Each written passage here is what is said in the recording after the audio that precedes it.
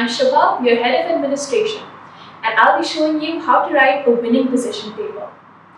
Writing a position paper is one of the most important roles of a delegate. It offers the opportunity to make a great first impression on your chairs and allows chairs to assess not only your understanding of the topic, but also your research, writing, analytical, and evaluation skills. So, what is a position paper? A position paper is sort of an essay that is usually 1 or 2 pages long per topic. As the name suggests, the position paper describes your country's stance on the given topic.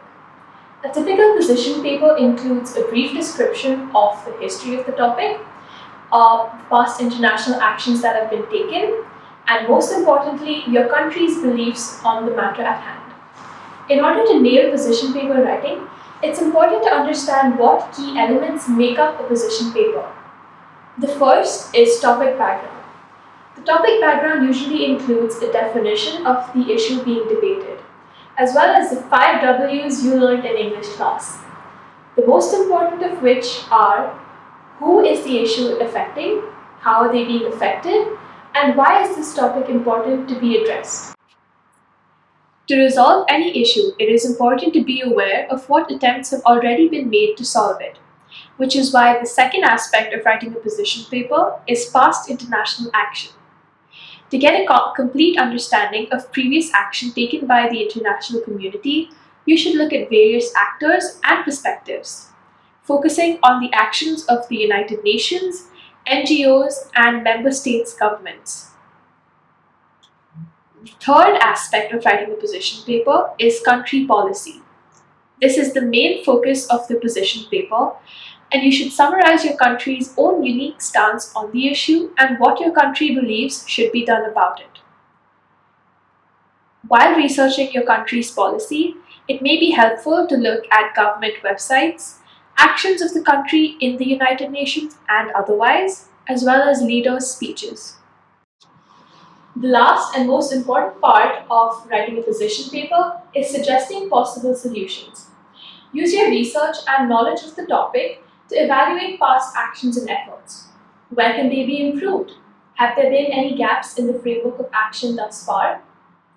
In this way, you can suggest solutions that you think should be implemented. But remember to keep in mind your country's policies and beliefs and practicality. Are your solutions economically and physically feasible? Feel free to be original and creative in your solutions, because that is what makes the position paper award-winning. So, there you have it, the basics of writing a position paper. I'm sure most of you will have received your countries and committees by now, so all that's left is for you to start researching. If you haven't already, check out our previous video, where our Secretary General breaks down how to research for an MUN conference.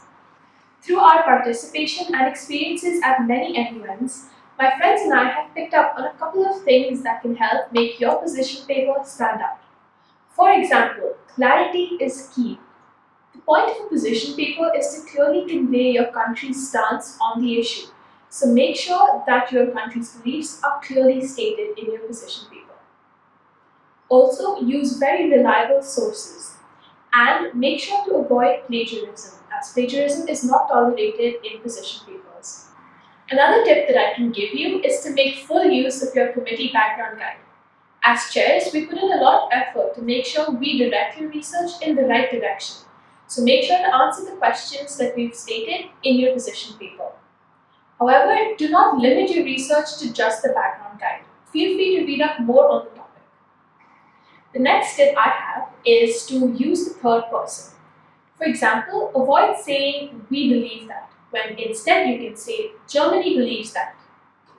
The next tip is analyze, don't describe. For example, instead of just stating past international actions, it might be helpful to use a few words to analyze what impact these actions have had. Many chairs place special importance on the solutions that you propose in your position paper. So be sure to focus on proposing original, creative, but also feasible solutions.